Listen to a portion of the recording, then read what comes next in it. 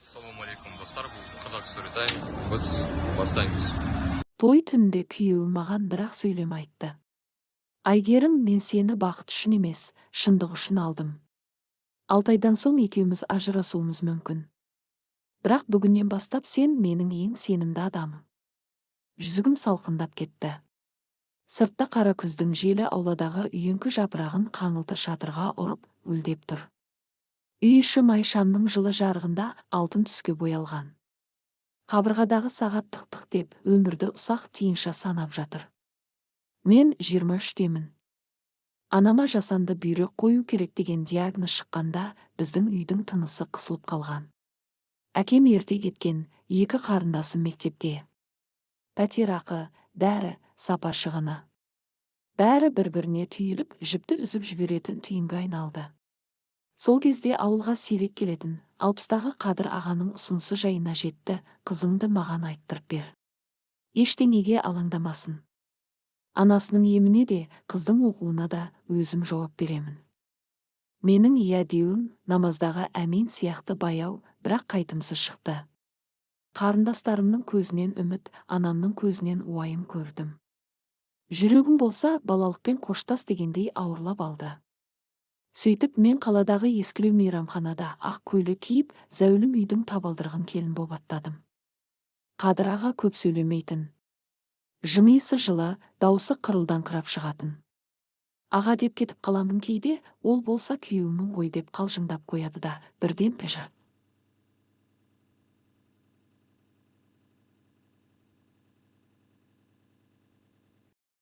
Екеумізді сырт көз түсінбейтін болуы мүмкін. Бірақ мен саған құрмет бергім келеді. Тіршіліктің талқысы сені мында келді, маған тозаң емес, адам керек дейді. Үй тыныш. Аулада балқарағай иісі аңқып тұрады. Кешке қарай күздің тау шағылысып тұратын салқыны түседі. Кіреберістегі үлкен айнадан өзімді көрген сайын, бетімдегі бояу емес, жауапкершілік қалыңдағанын сеземін. Алғашқы түні ол көрпе жастығын алып, өзі шеберхана жақтағы кішкентай бөлмеге кіріп кетті. Менің ұйқым жеңіл, ал түнгі уақытта көбіне жұмыста болам деді. Терезеден оның көлеңкесі ұзап бара жатқанда, басымдағы ақ вуальды шешіп, кереуеттің жанына іліп қойдым да, қысыла тұрып, бөлмемді шолып шықтым. Кітап сөресінде ескі фотоаппарат, сары қорапқа салынған кассеталар, ағаш жәшікте кәрі, ара, шелек пен балдың иісі сіңген құралдар тұр. Қабырғада күліп тұрған жас келіншектің суреті жастау кезіндегі Қадыр ағаның жанында. Су үшіңкі. Ар жағында Гүлсара 1999 деп жазылыпты. Аллай, бұл дүниеде әркімнің өз тарихы бар деп ішімнен сыбырладым. Жастыққа басымды қойғаным сол еді, дәлізден сыбдыр естілді.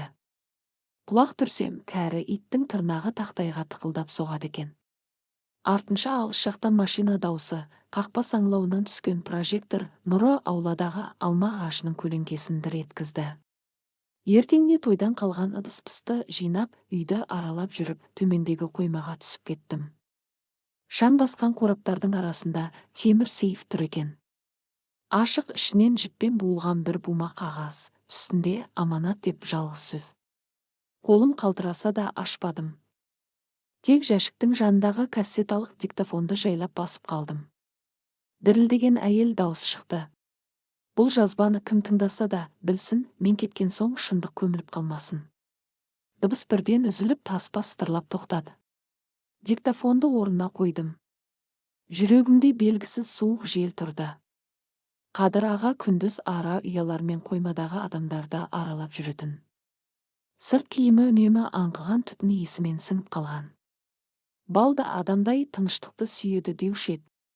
Мен жұмыстан қалмай оқуымды жалғадым, кешке үйге қайтып келем.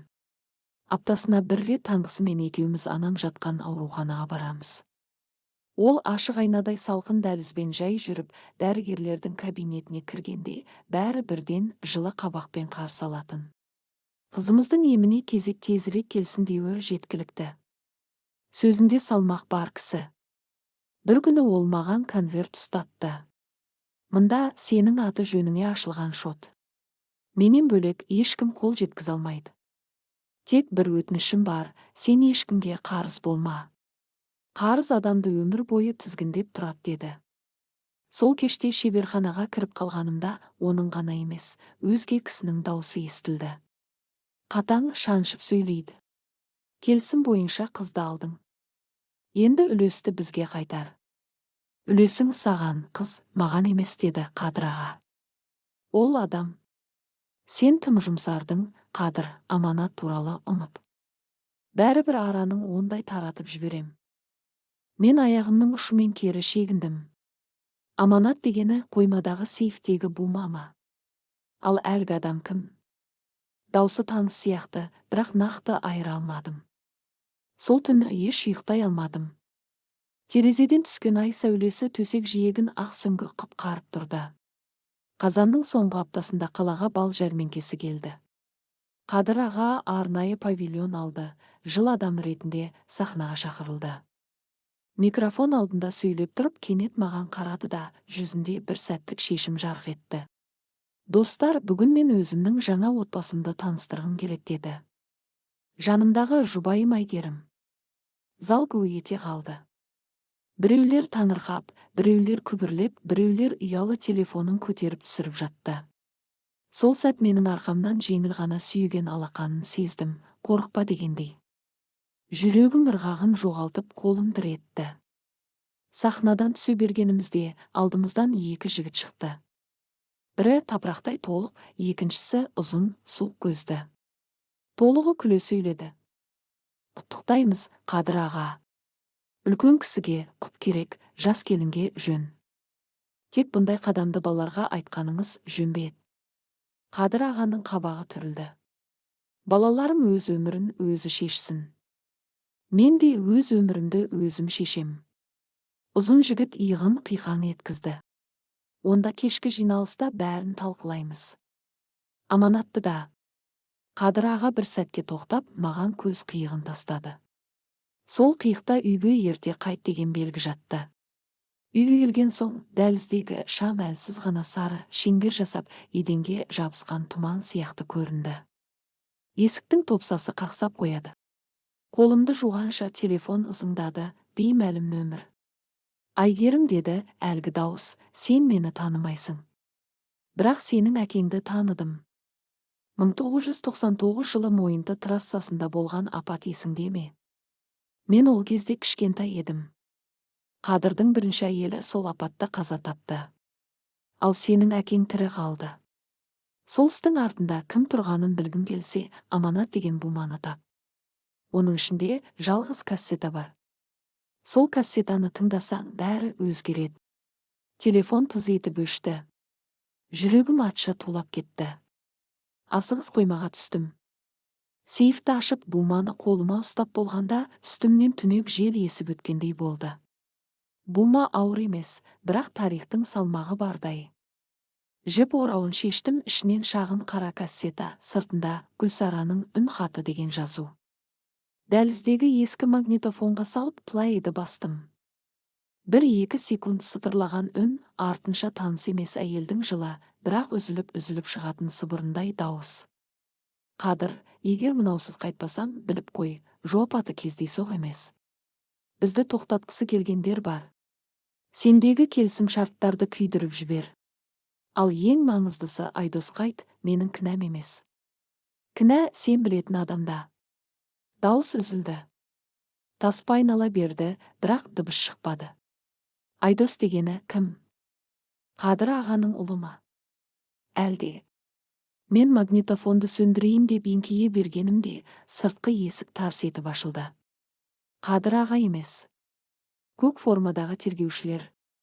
Әйел адам, сіз Әйгерімсіз бе? Деді бірі. Қадырбек Мырзаұлына қатысты істі тексеріп жатырмыз. Оны қамауға алдық. Қазір сізбен де сөйлесуіміз керек. Менің құлағыма тек бір ғана сөйлем жетті, қамауға алдық. Қолымдағы кассета жерге түсті де, қара қайшыда екіге бөлініп кетті. Тергеушінің аяқ киімі жартысын басып, шиқылдаған дыбыс шықты. Екеуі үй ішін жылдам шолып өтті. Бірі магнитофонды байқады, бірі сейфті көрді. Мен беки алмай тұрған есікке ұқсап дірілдеп тұрдым. Қадыр аға не үшін қамауда? Деп әрең сұрадым. Қылмыс ісі қайта ашылды. 20 жыл бұрынғы апатта қасақана әрекет болуы мүмкін деген күдік бар. Оның үстіне қыз алып қашты деп арыз түсіпті, деді екіншісі салқын дауыспен. Менің күлкім келді, жүйкемнің күлкісі. Қыз, мен өз еркіммен тұрмысқа шықтым. Оны кейін дәлелдейсіз, деді тергеуші дәптерін жапқан бойы. Ал қазір сізге қорғаушы керек. Тергеушілер кеткен соң үй ішінде үнсіздік деген аңшылық басталды. Әр бұрышқа еппен басып кіріп, жандыларды қорқытып, жансыздарды сөйлеткісі келетін үнсіздік. Мен лаванда иісі сіңген бөлмеме кіріп, жылағым келді. Жылай алмадым. Тек телефонымның экранында Қадыр ағаның соңғы хабары жыпылықтап тұр екен. Есікті іштен бекіт. Бөлмемдегі көк папканы алып, соңғы бетіне қара. Сен жалғыз емессің. Көк папканы аштым. Соңғы бетінде банк шотының мәліметі де, мүлік қағазы да жоқ. Тек жалғыз фото, менің әкем жас кезінде белбауын қынапқа салып күліп тұр. Қасында жас Қадыр, суреттің артына бірақ сөйлем жазылған. Мен сені досымның аманаты үшін таңдадым. Сол сәт менің ішімдегі сценарий қопарылды. Кедей қыз, байшал деген жұрт айтып жүрген жеңіл ертегі емес екен. Күрделі әңгіме басталды. Терезенің ар жағында күздің желі жаңбырды қиқалай айдап, қала шамдарын дір-дір еткізді. Мен кассетаның сынып қалған жартысын алақанымда ұстап тұрып, өзіме уәде бердім. Мен шындықты табам. Мен ешкімнің көлеңкесі болмаймын. Сол мезет телефоным қайта шырылдады. Экранда беймәлім видео пайда болды. Басып жібердім, анда Қадыр аға тергеу бөлмесінде камераның дәл алдына қарап, баяу, анық сөйлеп тұр.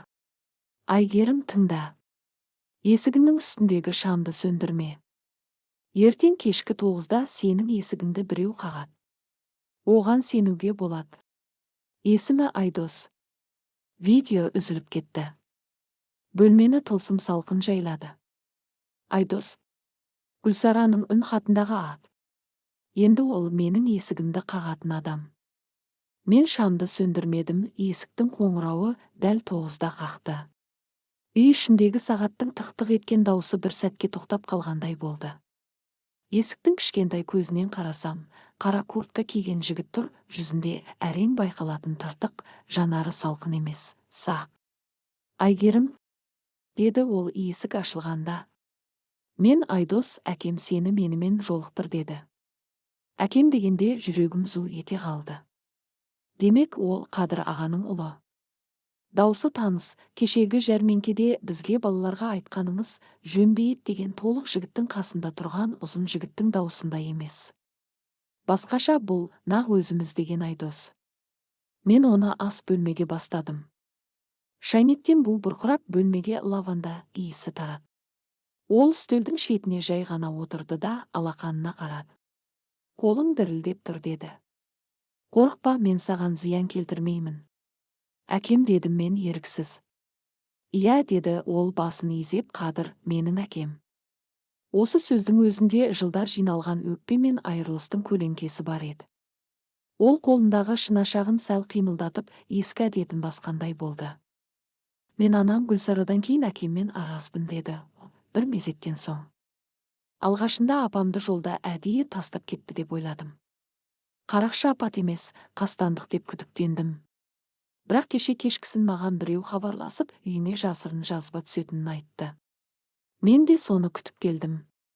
Мен сейфтегі буманы, сынып қалған кассетаны, тергеушілердің келгенін, Қадыр ағаның бейне хатын түгел айтып бердім. Айдос тыңдап отырып, жіңішке істі қаламын айналдыра берді. Жақсы, деді ол сәлден соң. Кассета жалғыз көшірме емес. Анам әкемнен қорықпаған. Қорыққан басқа біреуден. Ол кісі архивтерді сақтағанды ұнататын.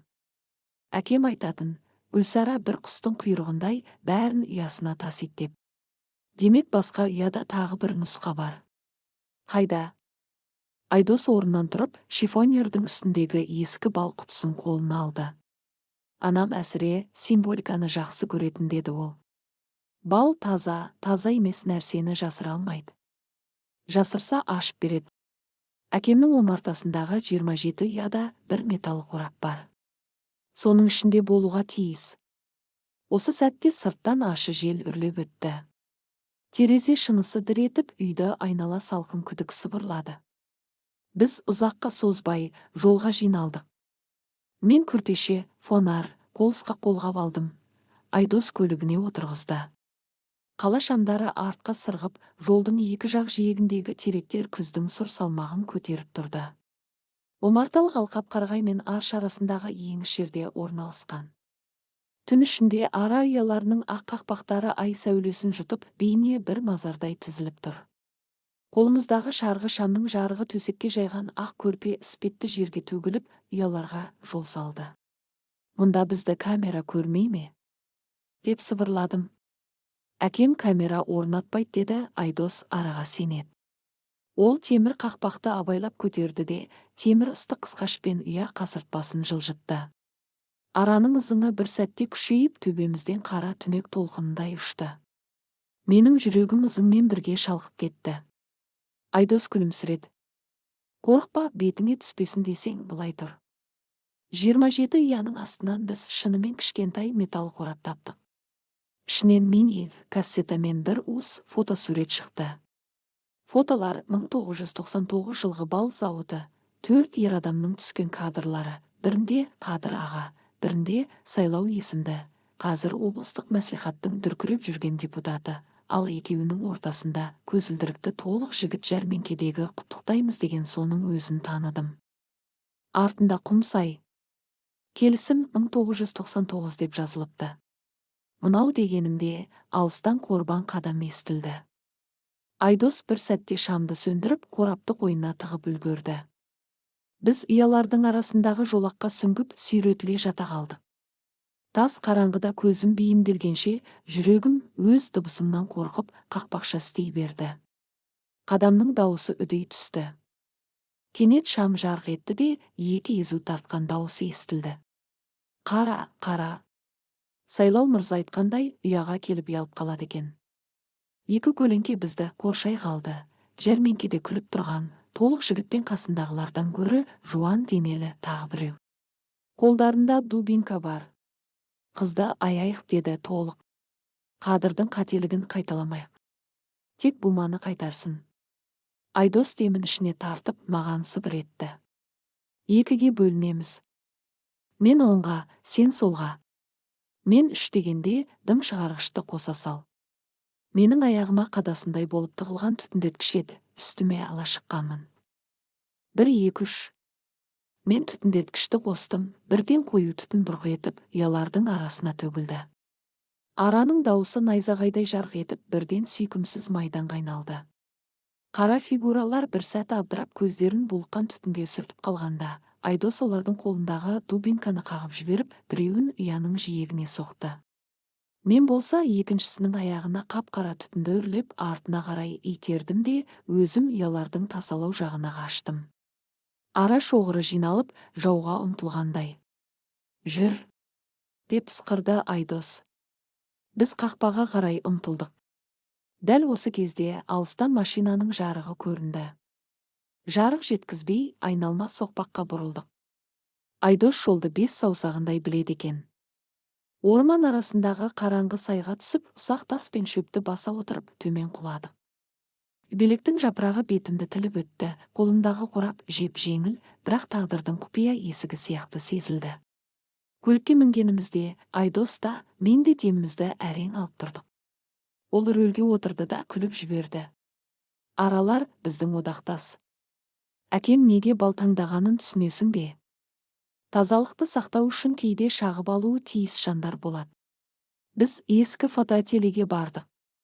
Айдос сол жерде жалға берілетін кассета ойнатқыш барын айтты. Шағын дүкенге кіргенде, сарғайған қабырға газет пен киноафишалардан піл иісі бұрқ етті. Жас жігіт кассетаны қабылдап алып, артқы бөлмеге өтті де, экранға шығарды. Экрандағы бейнеде Гүлсара жүрек ауыртатын әдемі күлкі. Даусы жаңғырықпен шықты. Қадыр, бүгін мен толтырған зерделік дәптерімді Құмсайдағы келісімге апардым.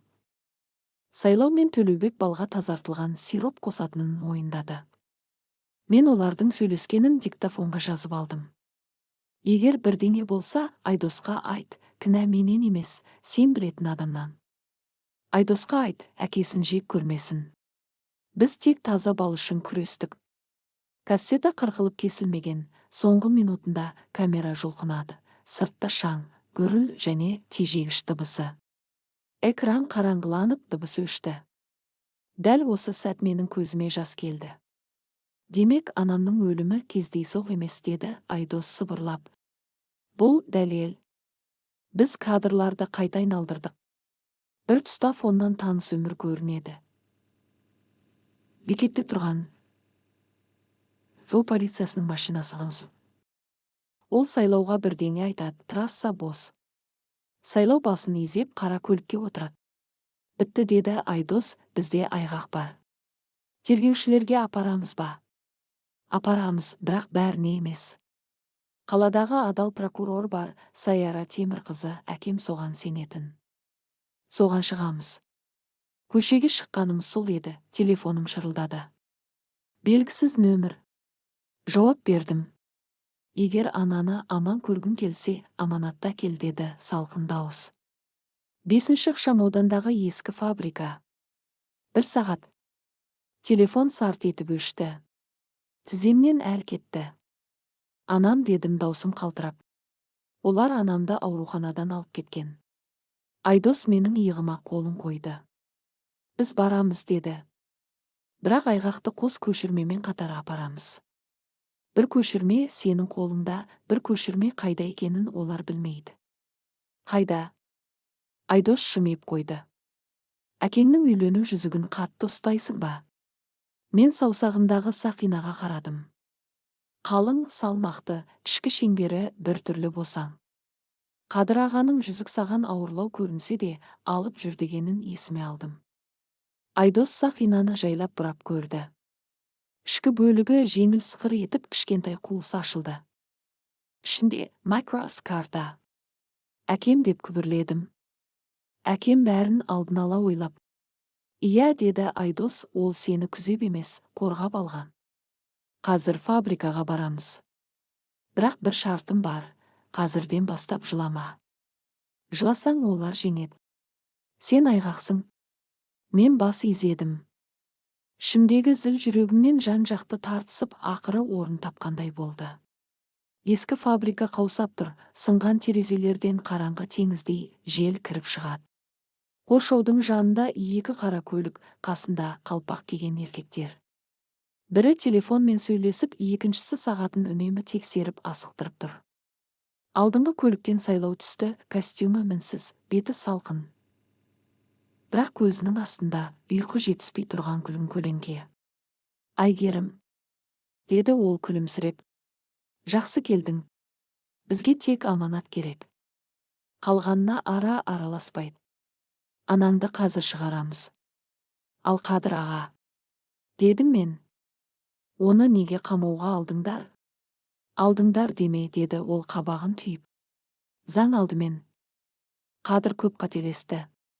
Біріншісі сен. Бірақ уақытында түзесе болады. Менің жанымдағы Айдос алға шықты. Мен Айдос, деді ол. Қадырдың ұлы. Аманатты алдыңдар делік. Бірақ оның көшірмесі бар. Бәрін бір жерге жиюға асықпаңдар. Сайлау оған көзімен сүзе қарады. Әлгі қазіргі заманның журналисті шығарсың. Сендер қазір бәрін видеоға шығарып хайп дейсіңдер. Бірақ хайп ұзаққа бармайды. Ал шындық баруға тиіс, деді Айдос, сондықтан қазір анамды, Айгерімнің анасын шығар. Сайлау қолын сілтеді. Арт жақтан егде әйелдің көлігімен әкелінгенін көрдік. Анамның басында шүберек, көзі шарасынан шығып, бірақ көзінде үміт бар. Жаным күйіп кетті. Жіберіңдер, деді Сайлау, аманатты берсін. Айдос мені шоқтай ұстап тұрған қолын басып, кеудемдегі телефонды қалтама тығып жіберді. Құпия қолданбаны ашып, бір батырманы басты. Айналаға елеусіз ғана дыбыстар ат. Мен аманатта келдім, дедім. Бері кел. Мен алға жылжыдым. Сайлауда оның қасындағы толық жігітте қимылсыз тұр. Мен жүзігімді саусағымнан суырып алдым. Ішіндегі макросны олардың көзінше үгітіп сындырғым келді, бірақ дәл сол кезде фабриканың шатыры жақтан дауыс шықты. Құмсайдағы келісім. Сироп қосамыз. Жол бос. Тежегішті Гүлсараның дауысы. Көлік жанындағы еркектер сасып қалды. Сайлаудың көзі бақырайып, жұлқынып, қайдан алып жүрсіңдер мына дауысты, деп айқайлады. Бұл тікелей эфир деді Айдос жай ғана. Қала орталығындағы экранға да бір қатар арнаға да жүріп жатыр. Диктофоннан жазба енді жұртқа. Сайлау қалтасынан пистолет суырып алды. Сол сәт менің анам айқай салды. Мен оған қарай жүгірдім. Қара көліктің қасында тұрған ұзын денелі біреу жолымды кесті. Айдос оны иықпен қағып жерге жүрді. Айнала анархия. Бір топ адам жазбаны өшіруге ұмтылса, кейбірі бізді ұстауға тырысты. Ортада Сайлау тапаншаны кезеп тарту мен тосылу арасында қалды. Қаруын түсір деді Айдос оған. Сен енді бұқпа. Халық алдында сақинаңды емес, кінәңді шеш. 1 секунд. 2-3. Сайлау тапаншасын түсіргендей болды да, кенет арт жағынан жаңа көлік келіп тоқтады. Ішінен полиция капитаны шықты, дәл сол ұзын, қатқыл дауысты тергеуші. Ол Сайлауға емес, бізге бұйрық берді. Қолдарыңды көтеріңдер. Эфир дегендерің заңсыз тыңшылық. Мен анамды құшағыма алдым. Оның жүрегі менікімен қатар соқты. Капитан адамдарды шашыратып бізді қоршауға алды. Айдос маған қарады, оның көзінде қалыпты күйдің орнына шешім бар еді. Ол күліп жіберді. Тағы бір жақынды шақырайық деді де, телефонның басқа батырмасын басты. Кенет фабриканың арт жағынан жүк көлігі шыға келді. Оның кузовында ара ұялары. Кабинадан Қадыр аға түсті. Қасында прокуратура өкілі Саяра Темірқызы, қарапайым, бірақ өктем адыммен алға шықты. Қадыр аға шаршаған, бірақ көзінде от бар. Қаруын таста, капитан деді Саяра, сенің үнсіз қалғаныңның бағасы қымбат. Біздің қолымызда аудио ғана емес, қол қойылған келісімдер және куәгерлер бар. Капитан тұтығып қалды. Сайлау оған бір сәт көз тастады. Сол сәтте аралардың бір шоғыры жүк көлігінің үстінен көтеріліп, ауаның қоңыр сыбызғысына айналды. Қадыр аға қақпағын ашып үн қатты. Балда, шындықта бір. Қозғалмаңдар. Адамдар жоғарыға қарап бір үйленді. Аралар қаптап кетпесе де, ауада ескерту болды. Капитан тапаншасын түсіріп қимылсыз тұрды. Ал Сайлау кенет кері шегініп қара көлікке отырып қашуға ұмтылды. Дәл сол сәт оның жолын Қадыр аға бөгеді. Жол әркімнің өзіне тиесілі. Сенің жолың бүгін осымен бітті деді. Барлығы бірдемен тоқтағандай болды. Бірақ бәрі аяқталмады. Капитанның жанындағы толық жігіт қалтасынан бірдеңе суырып шығарып, жерге қара граната тастай салды. Қара түтін әп-сәтте көзді ашты, аураны улады. Адамдар шулап ары-бері жүгірді. Мен анамды ұстай беріп ауа жетпей қалдым. Біреу иығымнан тартып қараңғылық жаққа сүйреді. Айгерім, деп айқайлады Айдос, даусы алыстай берді.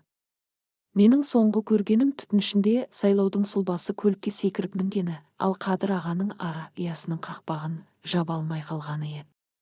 Мен есімді жинағанда фабриканың жертөлесіне түсірілген екенмін. Қабырға саңылауынан салқын жел ысқырып, үстімдегі шаңды көтеріп тұр. Анамды жоқтадым, жанымдағы қап-қара көлеңке қозғалды. Сайлаудың жандай шабы мені қабырғаға арқамнан қысып сыбырлады. Қыз, сенің қолыңда тағы да көшірме бар екенін білеміз. Қайда? Егер айтпасаң, анаңды қайтадан жоғалтасың. Мен таңдайымды кеуіп барып жұтып қалтамды сипадым. Онда тек сынған кассетаның жартысы, кішкентай флешка және жүзіктің қуысы бар. Мен көзімді тарс жұмып ішімнен, қазір қорқсаң, мәңгі қорқасың дедім. Мен ештеңе білмеймін дедім жай ғана. Көшірме әлеуметтік желіде. Уақыт өткен сайын жаңа жерге тарай береді. Енді тоқтата алмайсыңдар. Ол сәл ойланды да күліп жіберді. онда сені айырбастаймыз. Бірақ есіңде болсын, адамды емес, дәлелді жоғалтқан қауіпті.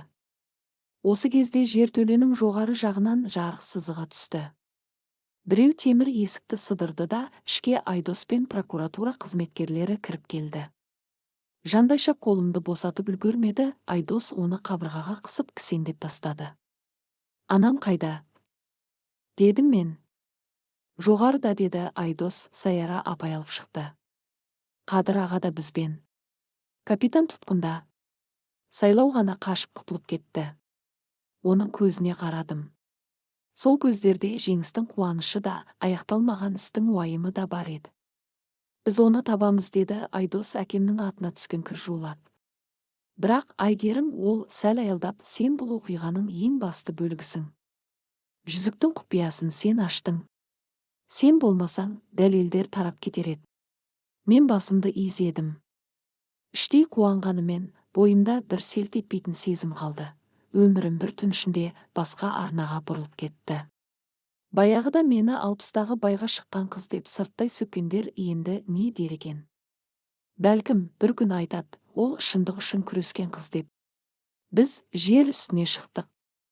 Аспанда түн әлсіз тартыспен таңға айналып келеді. Фабрика ауласында жедел жәрдем, полиция, прокурордың көлігі, ара ұялары тұрған жүк көлігі бәрі бір үлкен сахна сияқты. Қадыр аға анамның жанында тұр, көздері мөлдір. Мені көргенде бір сәт күліп жіберді. Айгерім, деді ол, сен жарықсың. Мен оның жүзіне қарадым. Көзімнен еріксіз жас шықты. Ол маған жақындап алақанымдағы жүзікті көрді. Сақина, сені сыймай жүрме? Деп сұрады абайлап. Енді сыйды, дедім мен. Оның қуысы бар екен. Ол басын изеді. Қуыс белгілі нәрсе, деді күліп. Кейде адамдарға да, Сақинаға да қуыстың керегі бар. Ішіне аманатты тығу үшін. Біз құшақтасып тұрғанда жедел жәрдем машинасына шыққан анамның әлсіз даусы естілді. Қызым, амансың ба? Мен жүгіріп барып қолын ұстадым. Оның алақаны ыстық, мұзға төсеген шай секілді жылтады. Мен аманмын деп күлімсірегенімде, анамның жанарында жаңадан туған сенім ойнады. Барлығы бітті ме? Деп сыбырлады ол. Мен жауап бермей тұрып, алыстан сигнал даусы естілді. Жалт қарадық. Қара жолдан екі көлік шапшаң бұрылып, фабрикаға қарай құйылып келе жатыр. Бірінің нөмірі жабық, екіншісінің терезесі қараңғы. Саяра апайдың жанында тұрған жас қызметкер қосымша күш сұрадым дегендей қостың үстіне қолын көтерді. Бірақ көліктер тоқтамай, қақпаны бұзып кірді. Шегініңдер, деді Саяра, барлығы ішке. Көліктің алдыңғысынан Сайлау өзі түсті. Оның беті бұрынғыдан бетер тас. Артынан бөтендер емес, журналистер мен операторлар төгілді. Тікелей эфир камералары жалт-жұлт етіп бізге бағытталды. Халыққа шындық керек, деп айқайлады бір журналист. Сайлау мырза, сізді ұстамақ болған прокурорлар қылмыскерлермен байланыста, дейді. Саяра апайдың жүзі сұп-сұр боп кетті. Сайлау оған салқын күліп қарады да, журналистерге бұрылып. Міне, менің айтарым, бізді тазалық үшін күрескендерімізге қудалап жатыр. Ал дәлел дегендерің монтаждалған жазба. Ол қолын көтерді. Оның белгісінен кейін журналистер бізге лап қойды. Камера, микрофон, жарқыл. Барлығы бір сәтте сұрақ дауылына айналды. Саяра апай тіл қатпастан құжаттарды жоғары көтерді. Бізде құжаттық дәлел бар, деді ол. Мына жерде 1999 жылғы келісімдердің түпнұсқасы. Журналистердің жарқылы иығымды күйдіріп жіберді. Айдос маған сыбырлады. Олар қоғамдық пікірді өзіне бұрып алғысы келеді. Шындық пен өтірік айнала қопарайын деп тұр. Біз қазір бір қадам қателессек, бәрін жоғалтамыз. Осы сәтте менің телефоныма беймәлім хабарлама түсті. Егер шындық керек болса, мына сілтемені тікелей эфирге қос. Халық бәрін өзі көріп алсын. Төбемді тесіп өткен ой, кім жіберді? Хабарлама соңында тек бір әріп. Гүлсара ма? Жоқ, болуы мүмкін емес. Бірақ мүмкін Қадыр ағаның архивінде жүрген бір ерікті шығар. Мен сілтемені аштым. Онда құжаттар, Құмсай келісімінің скан нұсқалары, Гүлсараның аудиосымен бірге жол полициясы капитанның банктік аударымдары көрсетілген. Уақыт мөрлері бар, жалған емес. Айдосқа көрсеттім. Осымен олар қаша алмайды, деді ол. Бұл сілтемені барлық арнаға жіберу керек. Мен жіберу батырмасын бастым. Дәл сол кезде Сайлау менің әрекетімді сезіп қалғандай екі жігітке белгі берді. Олар бізге ұмтылды. Айдос оларды бөгеп, біреуін қарумен қарусыздандырды. Қақтығыс қайта тұтанды. Кім қайсы кім түсініксіз. Мен анамды қорғауға тырысып, жедел жәрдемнің ішіне кіргізе бердім. Сол сәт сыртта оқ даусы шарт ете қалды. Уақыт тоқтап қалғандай болды. Қадыр аға қолын жүрегіне апарып, бірақ құламай тұра қалды. Оның жанарында бір ғана өтініш тұрды: жүзікке сен. Бәрі абыр-сабыр. Бірі жүгіріп, бірі айқай. Саяра апай рациясына бұйрық беріп, қосымша жасақ шақырды. Бірақ өмірдің бір сәтін ешкім қайтарып ала алмайды. Қарадым, Сайлау қашпады. Ол камераның алдына тұрып, жауап беруге дайын адам бейнесін жасап тұр. Тіпті менің кім екенімді ұмытып кеткендей. Бірақ оның көзінің түкпірінде қорқыныш, қашуға тыйым салған қорқыныш. Бұл әлі бітпеді, деді ол маған жай ғана, даусын тек мен еститіндей шығарып. Сен аманатты сақтай алдың. Бірақ адамдардың сенімін сақтай аласың ба? Мен ештеңе демедім. Себебі сол сәтте телефонымның экранында жүктелді деген сөз пайда болды. Демек, құжаттар мен аудиолар желіге тарап кетті. Халық енді тыңдайды, көреді, салыстырады. Бірақ дәл сол мезет тағы бір күтпеген жағдай болды. Жедел жәрдем машинасының артқы есігі іштен қатты жабылды. Ішінде анам. Ішінен құлыпталып қалды. Терезеге ұмтылғанымда анамның қолын көрдім. Ол басын шайқап бір нәрсені нұсқайды. Көз ілеспес секундта мен түсіндім, ол кабинадағы орындық астына біреу жарылғыш қойып кеткен. Айдос, деп айқай салдым. Машинаның астында бірдеңе бар. Айдос жүгіріп келіп есікті ашуға тырысты. Бірақ құлып қатты. Саяра апай көмек шақырды, бірақ уақыт шамнан тез.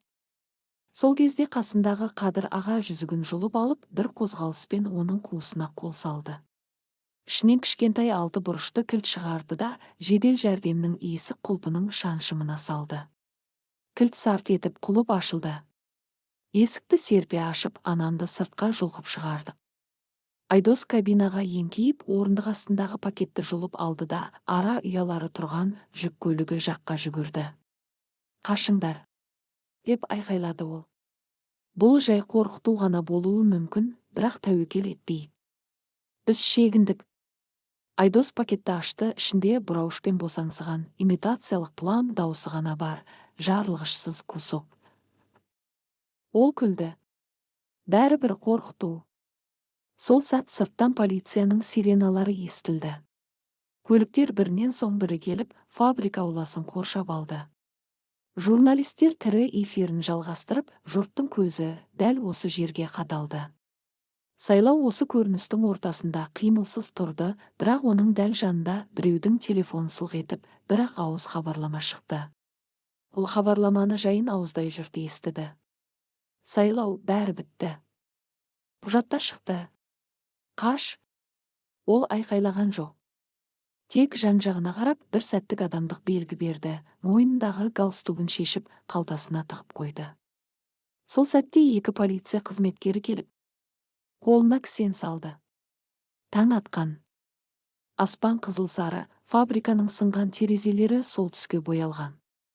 Анамды ауруханаға қайтарды. Қадыр аға бізбен қалды. Саяра апай құжаттарды ресми хаттамаға бекітті. Айдос телефон тексеріп, желідегі реакцияны көрсетті, халық қайнап тұр. Мен темір баспалдаққа отырып демімді теңшедім. Қадыр аға қасымда. Айгерім, деді ол баяу, мен саған бастапқы түні бақыт үшін емес, шындық үшін алдым дегенім есіңде ме? Иә, дедім. Екеуі бір-біріне жат емес екен. Шындық табылған жерде бақыт келеді. Мен оның қолын ұстадым. Сол қолдың жылуында әкенің, достың, күйі өлгеннің бәрі бардай көрінді. Енді не істейміз? Деп сұрадым. Бәрі аяқталды ма? Ол аспанға қарады. Мынау таң деді. Таң ештеңені аяқтамайды. Ол тек бастайды. Енді сот, енді ел алдындағы сөз, енді араның таза балы. Осы кезде Айдос бізге жақындады. Екеуіңе бір жаңалық, деді ол. Қалалық телеарна бүгін деректі фильм түсіруге шақырды. Аманат деген атпен. Әкем бас кейіпкер, Айгерім автор. Келісесіңдер ме?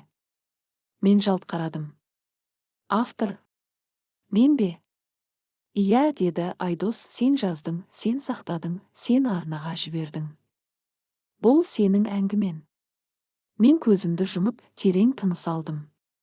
Дәл осы сәтте ұзақ уақыт бойы маған жабысқан көлеңке басымнан түскендей болды. Бірақ біздің әңгіме әлі бітпеген еді. Себебі дәл сол кезде телефоныма жаңа хабарлама келді.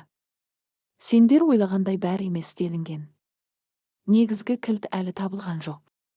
Құпияның соңғы бөлігі араның қарапатшайымында. Егер таба алмасаңдар, бәрі қайта айналады. Хабарламаның соңында бір әріп қана тұр. Мен Айдосқа көрсеттім. Ол қабағын түйді. Қадыр аға үнсіз қалды. Бәріміз бір-бірімізге қарадық. Ауада жаңа жұмбақтың иісі сезілді. Қарапатшайым, деді Қадыр аға ақырын. Бұл өте сирек тұқым. Оны тек бір ұяда ұстаймын. Егер біреу соны іздесе. Ол сөзін аяқтамай қақпаға қарай жүре бастады. Біз соңынан ердік. Аспанның қызылы баяу өшіп күн көтеріле бастады. Ал біз әрқайсымыз жүрегімізге бір-бір жаңа аманат алып, омартаға қарай беттедік. Есіктің алдында тоқтап, мен жүзігімді қайта саусағыма салдым. Оның қуысы бос. Бірақ білегімде салмақ бар, бұл жолы қорқыныш емес, міндет. Сол сәтте омарта жақтан араның ызыңы естілді. Ызылдаған дыбыс таңның ашылуымен бірге күшейіп, ауаны жұп-жұмсақ толтырды. Әлде ол араның дауысы емес, жаңа өмірдің дыбысы ма екен?